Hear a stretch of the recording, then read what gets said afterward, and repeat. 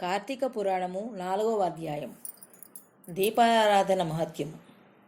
జనక మహారాజు నదీ స్నాన మహిమ విన్న తర్వాత వశిష్ఠుల వారిని చూచి, ఓ మహాత్మా, అమృతము వంటి మీ మాటలు వింటుంటే ఎంతో పరవశత్వము కలుగుతోంది. ఎంత విన్నప్పటికీ తనివి తీరడం లేదు. కార్తీక మాసంలో ఏ వెలుపులను ఉద్దేశించి వ్రతము చేయాలో నా యందు దయతో చెప్పమని కోరుతున్నాను. నాకు కార్తీక మాస ప్రభావం వివరించుమని ప్రార్థించాడు. వశిష్ఠుల వారు అతని ప్రార్థన మన్నించి కార్తీక మాస మహత్యాన్ని వివరించదొడిగాడు. మహారాజా, సకల పుణ్యాన్ని ప్రసాదించే కార్తీక మాస ప్రభావం గురించి చెబుతాను, శ్రద్ధగా విను. ఈ చరిత్రను వినటం వలన సకల కలుషాలు కరిగిపోతాయి, సకల పుణ్యాలు ప్రాప్తిస్తాయి. కార్తీక మాసములో సాయంకాలం శివాలయంలో ఈశ్వర ప్రీతి కొరకు దీపారాధన చేసినట్లయితే సకల పుణ్యాలు ప్రాప్తిస్తాయి. గోపుర ద్వారమున గాని లింగాగ్రమున గాని ఆవునేతితో దీపారాధన చేసిన వారు పుణ్యాల రాశియు, అన్ని ధర్మాలు తెలిసిన వారును ధర్మాత్ములను అవుతారు. ఆవు నెయ్యి ఉపయోగించే శక్తి చాలని వారు తిలతైలము అంటే నువ్వుల నూనెతో కానీ, తుదకు విప్ప నూనెతో కానీ, నారింజ నూనెతో కానీ ఈశ్వరునికి దీపారాధన చేయవచ్చును. వీటిలో ఏదీ దొరకనప్పుడు ఆఖరికి ఆముదముతోనైనను దీపారాధన చేయవచ్చును. కేవలము పుణ్యము కొరకు కానీ, ఏదైనా ఫలాన్ని ఆశించి కానీ, ఆర్భాటం కోసము కానీ, పేరు ప్రఖ్యాతుల కొరకు కానీ ఏ విధముగానైనను సరే తెలిసి చేసినా తెలియక చేసిన దీపారాధన మహత్యము పొందగలుగుతారు. దీనికి చక్కని ఇతిహాసం ఉంది, చెబుతాను విను. శత్రజిత్తుని కథ. పూర్వకాలములో పాంచాల దేశమును పరిపాలించే ఒక మహారాజు అష్టభోగాలను అనుభవిస్తున్నాడు. సంపదలో కుబేరునికి మించిపోయాడు. అతనికి భోగభాగ్యాలు కలిగి ఉన్నప్పటికీ సంతానం లేకపోవడం వలన మనశ్శాంతి లేకపోయింది. అపుత్రస్య గతిర్నాస్తి అన్న బిడ్డలు లేని వారికి సద్గతులు కలగవనే విశ్వాసం వలన సంతానము పొందాలనే అనేక వ్రతాలు దానాలు చేశాడు. చివరకు గోదావరి నదీ తీరం చేరుకుని అక్కడ తపస్సు చేయడం మొదలుపెట్టాడు. ఆ రాజు ఆ విధముగా తపస్సు చేసుకుంటూ ఉండగా గోదావరిలో స్నానం చేసే సంకల్పముతో పైనల్పుడనే మునీంద్రుడు వచ్చి తపస్సు చేసుకుంటూ ఉన్న రాజును చూచి, రాజా, నీవెందుకు తపస్సు చేస్తున్నావని అడిగాడు. రాజు సత్యవ్రతుడై పైనల్ప మహామునికి నమస్కరించి తన తపోకారణాన్ని వివరించాడు. అది విన్న మహాముని దయగలవాడై, మహారాజా, కార్తీక మాసంలో స్నాన జప దానాదులు చెయ్యి. సాయంకాలము శివాలయములో దీపారాధన చేసినట్లయితే నీకు తప్పకుండా సంతానం కలుగుతుంది అని చెప్పి దీవించి వెళ్ళిపోయాడు.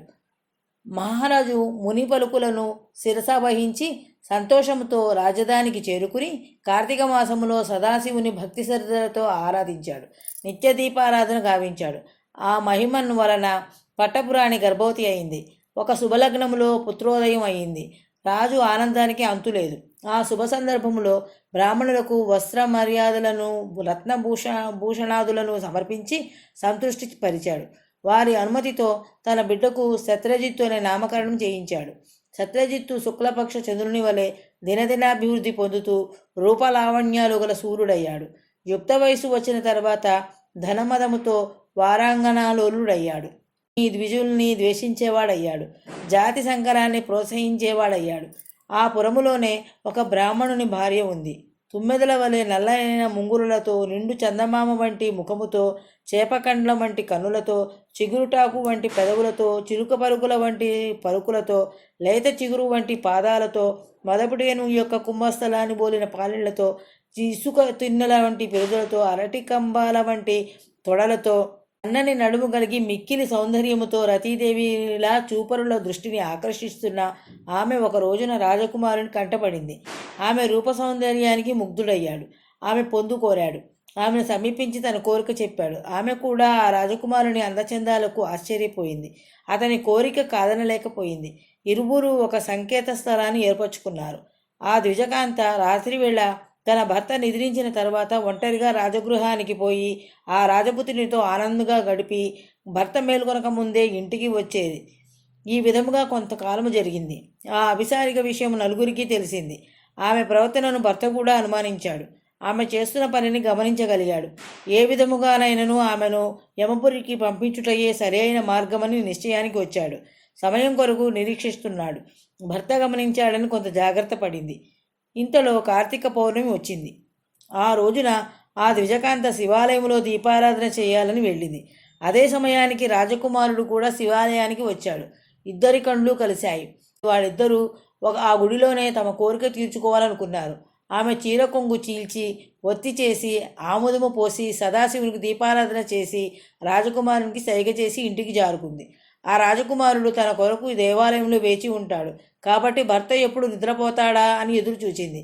అనుమానంతోనూ అవమానంతోనూ కృంగిపోతున్న ఆమె భర్త ఆమెలోని కంగారు గమనించి నిద్ర ముంచుకొస్తున్నట్లు నటిస్తూ దొంగ నిద్ర పోయాడు. ఆమె తన భర్త నిద్రించినట్లు రూఢి చేసుకుని రహస్యంగా శివాలయంలోకి చేరుకుంది. దీపపు ప్రమిద నిండుగా ఆముదము పోసి ఒత్తి పెద్దది చేసి దీపాన్ని ప్రజ్వలింపజేసి ఆ వెలుగులోనే రాజకుమారునితో సరస సల్లాపాలాడుతూ ఆనందాబ్దిలో మునిగిపోయింది.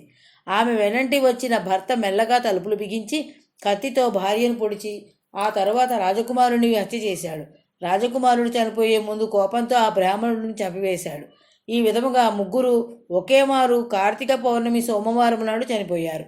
ప్రాణాలు తీసుకుపోవడానికి యమలోకము నుండి యమభటులు పాసాయుధాలు పట్టుకుని వచ్చారు. శివలోకము నుండి శివకింకరులు కూడా వచ్చారు. శివదూతలు రాజకుమారుని బ్రాహ్మణుని భార్యను విమానం మీద తీసుకుని కైలాసానికి పోయారు. భీకరాకారులైన యమభటులు బ్రాహ్మణుని కాళ్ళు చేతులు కట్టి యమలోకమునికి ఇడ్చుకుపోతున్నారు. అప్పుడు ఆ బ్రాహ్మణుడు యమభటులను చూచి, ఓ యమదూతలారా, మీ ఆగడము మీరు పొడబడి ఉంటారు. రాజపుత్రుడు నా భార్య పాపాత్ములు. వాళ్ళు విమానం మీద కైలాసం పోవడం ఏమిటి? సదాచార సంపన్నుడైన నన్ను మీరు తీసుకొని పోయేటంత పాపం ఏం చేశాను? మంచివాళ్లకు శిక్ష, చెడ్డవాళ్లకు మహాగౌరవం కలుగుటకు కారణం ఏమిటో అర్థం కావడం లేదు అన్నాడు. యమదూతలు చిరునవ్వులు నవ్వుకుంటూ, ఆ బ్రాహ్మణ జీవితో బ్రాహ్మణోత్తమ, నీ ఇల్లాలు దురాచారపరాయణ అయినప్పటికీ మోహం కలది అయినప్పటికీ తన చీర కొంగుతో ఒత్తి చేసి దీపారాధన చేసింది. ఆ రాజకుమారుడు పరదారాభిలాష చిత్తముతో తన కూడినవాడైనప్పటికీ నూనెను పాత్రలో పోశాడు. కార్తీక ప్రభావం వల్ల వాళ్ళిద్దరి యొక్క పాపాలు నశించిపోయాయి. కార్తీక సోమవారము అజ్ఞానంతోనైనను దీపారాధన చేయువాడు యోగీంద్రుడవుతాడు అని చెప్పాడు. శివలోకం పోతూ ఉన్న రాజకుమారుడు వాళ్ళ సంభాషణను విని జాలిపడి కార్తీక సోమవారమున తాను పెట్టిన దీపపు పాత్ర ప్రభావం ఆ బ్రాహ్మణునికి ఇచ్చాడు. దానివల్ల ఆ బ్రాహ్మణుడు యమపాసము నుండి తప్పించుకుని తనను దివ్య విమానారూఢుడై కైలాసము చేరుకున్నాడు. అందువల్ల కార్తీక మాసంలో తప్పకుండా దీపారాధన చేయాలి. ఆ విధముగా చేయని వాళ్ళు రౌరవమనే నరకాన్ని పొందుతారు. కార్తీక మాసంతా శివాలయంలో కానీ విష్ణువాలయంలో కానీ దీపమాలలుంచి ఆరాధన చేసేవారికి దివ్య జ్ఞానం కలుగుతుంది.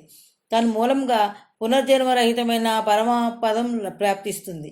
కార్తీక మాసంలో ఏ స్త్రీ కానీ పురుషుడు కానీ తమ శక్తి కొలది శివకేశవుల ప్రీతి కొరకై దీపారాధన చేయడం వలన పాపాలు తొలగిపోతాయి. అందువలన రాజేంద్ర, నీవును కార్తీక మాసములో ఈశ్వరాలయమునకి దీనికి తోరణాలు కట్టించు. నీకు అన్ని పాపాలు హరించుటయే కాక ముక్తి కూడా కలుగుతుందని వశిష్ఠుల వారు జనక మహారాజులకు వివరించారు. ఇది పురాణాంతర్గత కార్తీక మహత్యమందలి 4వ అధ్యాయం సంపూర్ణం.